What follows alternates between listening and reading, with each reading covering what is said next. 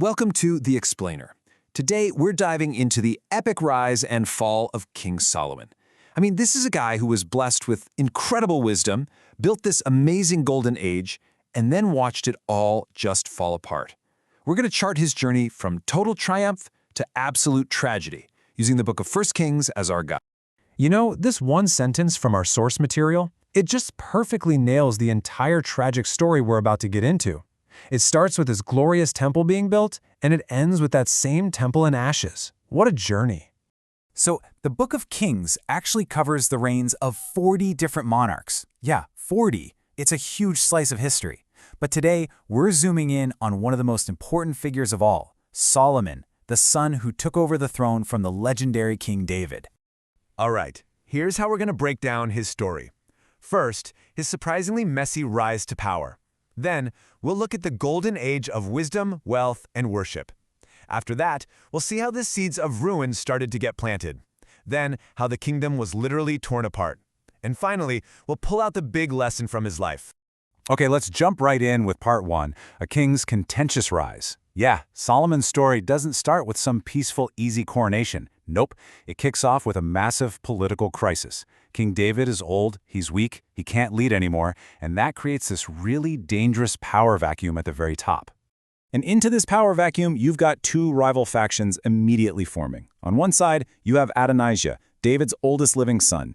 He basically decides, you know what, I'm not waiting, and just proclaims himself king. He's got the old guard backing him, General Joab and priest Abiathar, who probably figure he's their best bet to stay in power.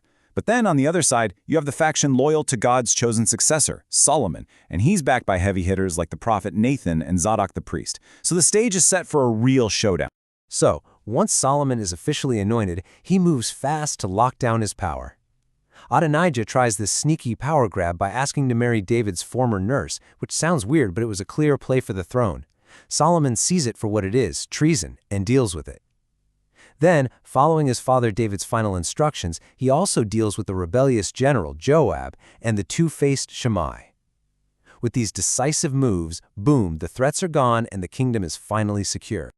All right, with the kingdom finally at peace, we move into Solomon's golden age.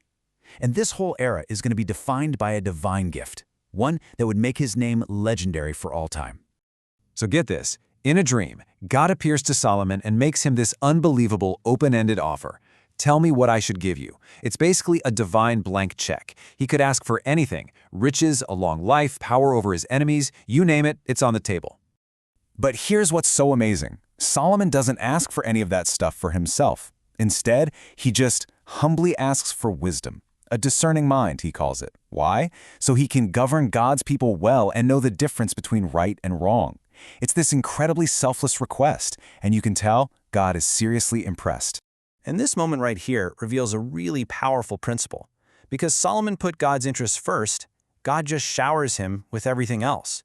He not only gets the wisdom he asked for, like wisdom beyond anyone's imagination, but he also gets the riches and honor he didn't ask for.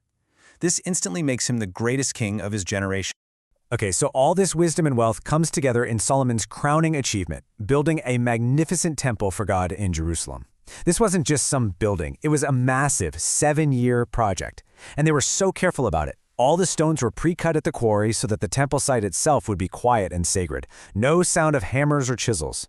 Then, at the dedication, they bring in the Ark of the Covenant, and a cloud, the very glory of God, fills the entire place. It was a clear sign that God's presence was now dwelling there. But this is where the story takes its tragic turn. Even right here, at the absolute peak of his power and glory, tiny little compromises, things that probably looked like smart political moves at the time, were planting the seeds for his eventual downfall. So you start to see these little cracks forming in the foundation. The very things that made him strong start to become his weakness. He makes all these strategic alliances by marrying foreign women, including Pharaoh's daughter. And we're not talking about a few. He ends up with 700 wives and 300 concubines. He piles up insane amounts of gold and horses and chariots, which was a big no-no for Israel's kings. And he lets people keep worshiping at these unauthorized high places. Every single one of these was a step away from the path. And here's the absolute heart of the problem. Those political alliances, the ones meant to keep his kingdom safe, they're the very things that poison him spiritually. As Solomon gets older, all these foreign wives start turning his heart away from his God and towards their gods. The man who started with this pure, devoted heart, well, his allegiance is now completely divided. And this just highlights how deep the tragedy goes. I mean, God had personally appeared to Solomon twice and specifically warned him, do not follow other gods, but Solomon did it anyway. He actually built shrines for these detestable gods like Chemosh and Molech. He's turning his back on the very God who gave him everything in the first place. It's just staggering. Okay, let's move on and see where this all leads. Because this kind of disobedience doesn't just go unanswered. The inevitable consequence is God's judgment and the shattering of the very kingdom Solomon built. So as a direct result of his idolatry, God starts to raise up enemies to chip away at the peace and security of Solomon's empire. You've got Hadad from Edom causing trouble on the southern border. You've got Rezon from Syria harassing the north. And then the biggest threat of all, Jeroboam, a super talented official from right there in Israel, is chosen by God to lead a rebellion from the inside. The perfect peace of Solomon's reign, it's officially over. Then, after Solomon dies, the breaking point finally comes. His son, Rehoboam, takes the throne, and the people come to him asking for a lighter tax burden. The wise old elders give him great advice. Be a servant to the people, and they'll serve you forever. But his young, arrogant buddies? They tell him to be even tougher than his dad. And foolishly, Rehoboam listens to them. Rehoboam's harsh, arrogant answer is the final straw. The 10 northern tribes basically say, we're done with you. We have no part in David's dynasty, and they rebel. They break away and form their own kingdom with Jeroboam as their king. And just like that, the united kingdom Solomon inherited is shattered, permanently torn in two, exactly as God had prophesied. So after watching this whole epic rise and fall, what are we supposed to take away from it all? Well, the Book of Kings isn't just telling us a story. It's making a really clear and powerful point about how things work. And the central message is just impossible to miss. For the nation, their destiny is directly tied to their faithfulness. When the king and the people follow God's will, things go well, there's blessing, there's prosperity, but when they turn away, it leads to ruin and destruction. Solomon's life is pretty much the ultimate case study of this principle. And that's what makes this story such a profound irony, right? You have the wisest man who ever lived, a guy who had everything you could possibly imagine, and he ultimately loses his way because of a series of foolish choices.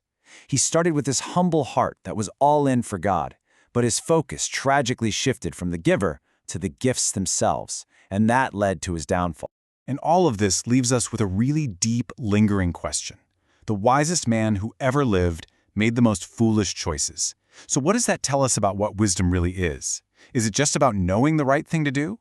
Or is true wisdom something more? Is it having the character and the commitment to actually walk that right path, day in and day out?